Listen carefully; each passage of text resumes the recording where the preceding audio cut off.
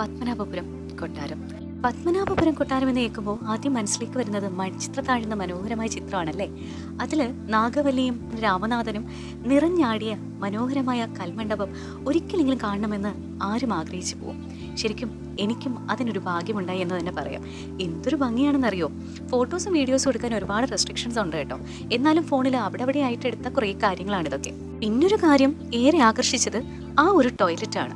റൂമുമായിട്ട് attached ആയിട്ടിരിക്കുന്ന ആ ഒരു ക്ലോസറ്റ്, ഒരു ഇന്ത്യൻ ക്ലോസറ്റ് ഇത്രയും വർഷങ്ങൾക്ക് മുമ്പേ, അതും ഈ അറ്റാച്ച്ഡ് ബാത്റൂം സിസ്റ്റം വരുന്നതിനൊക്കെ മുമ്പേ രാജാക്കന്മാർ ശരിക്കും ശ്രദ്ധിച്ചിരുന്നു എന്നുള്ളത് അവിടെ ചെന്നപ്പോൾ എന്നെ ശരിക്കും അത്ഭുതപ്പെടുത്തിയ ഒരു കാര്യമായിരുന്നു. കാലാവസ്ഥ നല്ലതായിരുന്നു, പക്ഷേ ചൂട് അതിഭയങ്കരവും.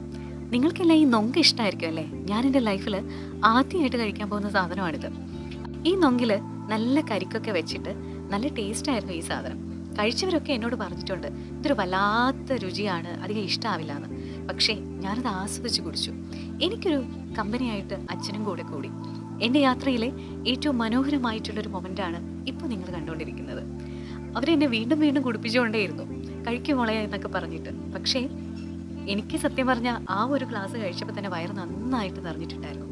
ഒരു AC റൂമിനകത്തൊക്കെ കയറുന്ന ഒരു ഫീലായിരുന്നു ശരിക്കും ഇത് ബോഡിയിലോട്ട് ചെല്ലുമ്പോൾ. എന്തായാലും ഒരുപാട് സന്തോഷമുള്ള കുറേ നല്ലേറെ ഓർമ്മകൾ പകർന്നു തന്ന നല്ലൊരു യാത്ര. രാജവംശത്തിൻ്റെ മഹത്വവും നൂറ്റാണ്ടുകളുടെ ശ്വാസവും നിറഞ്ഞ ഒരു വലിയ ലോകം. ട്രാവൻകൂറിൻ്റെ മഹത്വം കാണിക്കുന്ന ഒരു അത്ഭുത ഭൂപടം. കാലത്തെയും കഥകളെയും ഒക്കെ ഒരുമിച്ച് ചേർത്തെടുത്ത ജീവനുള്ള സ്മാരകം. അത് തന്നെയാണ് പത്മനാഭപുരം കൊട്ടാരം. ഇവിടെ കാല് വെക്കുന്ന ഞാനടക്കം ഇത് കാണുന്ന ഓരോരുത്തർക്കും ഇത് വെറുമൊരു യാത്രയോ ഒന്നും തന്നെയല്ല.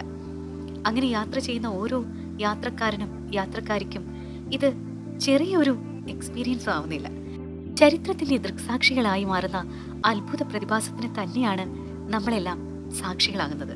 ശരിക്കും നമ്മളെല്ലാം ചരിത്രത്തിൻ്റെ അതിഥികളാവുകയാണ് ഈ കൊട്ടാര സമുച്ചയത്തിലേക്ക് എത്തുമ്പോൾ. പഴമയുടെ പ്രാണനായ പത്മനാഭപുരം കൊട്ടാരത്തിൻ്റെ വാർത്തകളും അല്ലെങ്കിൽ കഥകളും ഒന്നും ഒരിക്കലും പറഞ്ഞാൽ അവസാനിക്കുന്ന കാര്യങ്ങളെ അല്ല. അതിങ്ങനെ മനോഹരമായി നീണ്ടു നിവർന്ന് കിടക്കുകയാണ്. ഒത്തിരി സന്തോഷത്തോടെ ഞാൻ എൻ്റെ ട്രാവൽ ഡയറിയിൽ പത്മനാഭപുരം കൊട്ടാരത്തെക്കുറിച്ചുള്ള വിശേഷങ്ങൾ നിർത്തുകയാണ്.